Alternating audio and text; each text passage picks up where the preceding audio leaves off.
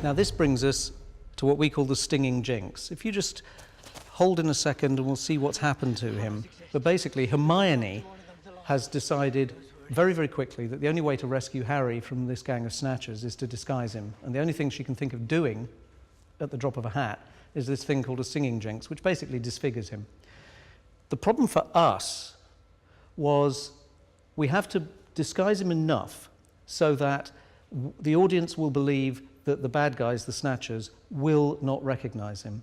But we've also got to preserve Dan himself. He's giving a very, very intense performance at this point. What I mustn't do is create a mask that filters any of that out. And that's a very difficult and fine line to choose.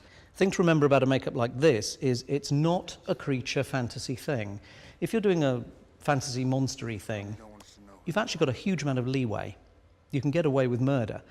If you are doing something that has to just look real, and in this case, although it's a magical spell, it's kind of got to look like a medical condition, there mustn't be anything in the application of the makeup or the feel of the makeup or the way it moves that reads artificial or fake or pretend. It's got to look human.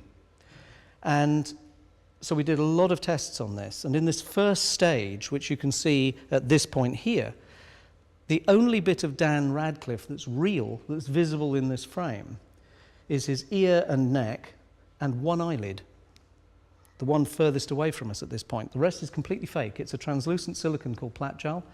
It's been artworked to match his face. At this point in the scene, because Dan's been, if you like, on the run for a while, he has beard stubble. So we've had to put the beard stubble into the fake face. And that's done one hair at a time, and there's a new face for every day of shooting. Now, a scene like this takes many days to shoot. And so a team of people would sit there painting up endless pieces for one shot. He's going to have it by the end of the night. You know who's found the Elder Wand?